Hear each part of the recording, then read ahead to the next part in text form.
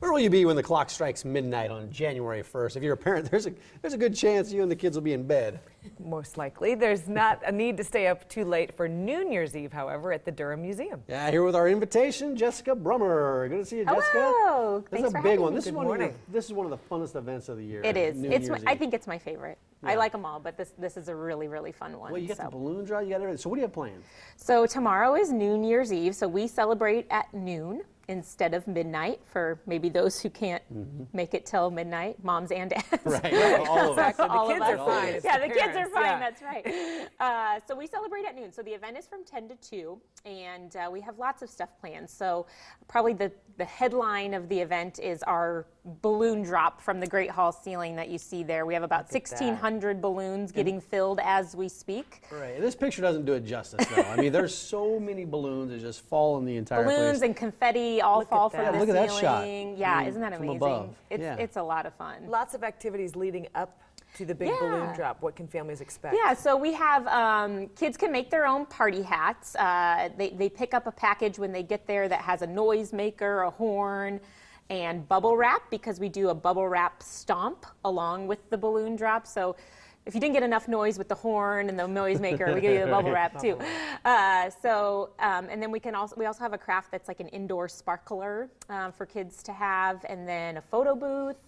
And Dino Odell is a kids band, so we have a live rock band playing kids music throughout the Great Hall. So it's just a huge party, and then of course after the balloons drop, we have a dance party. Yeah, and that thing goes on for a couple hours. That thing goes on for a while. I think it could go longer if we let it. But, yeah, it would. It would just keep going. But this is one of those events that, because New Year's Eve, kids don't really always have the opportunity to celebrate the new year, the end of 2015, the beginning of 2016, and that's why they come down to the Durham, because they can celebrate that with their kids. Yeah, I think it's a safe, warm environment. We try and gear it towards families so that everybody can have a good time, and maybe do something with your kids to celebrate the new year that you wouldn't normally do. And I have to say, with these really frigid temperatures, it's a great activity. I mean, you just need something to get you out of the house. Yes, and I think we're seeing a lot of folks down at the museum doing just that, coming in and even just going through the trains, going through our permanent exhibits, just for kind of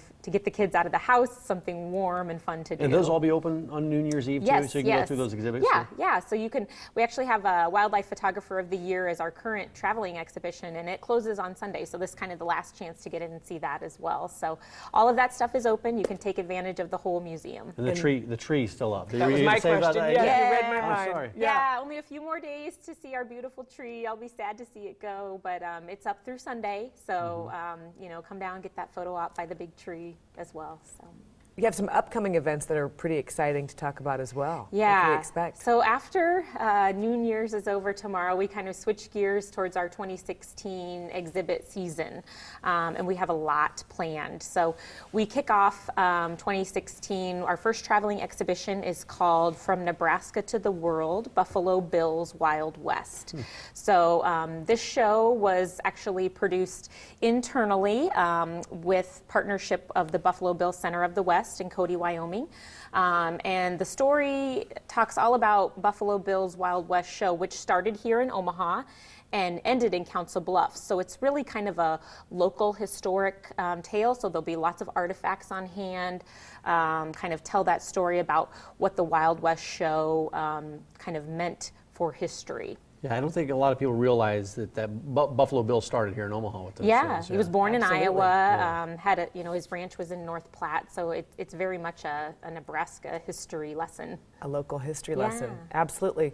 What else can we look forward to? I know you've got a couple other exhibits so it's coming kind of a different winter. We actually have, so alongside Buffalo Bill, 2 weeks later, on February 13th, we open Creating Camelot, and this exhibition is the Kennedy photography of Jacques Lowe, who was JFK's personal photographer during his run for the White House in his early White House years.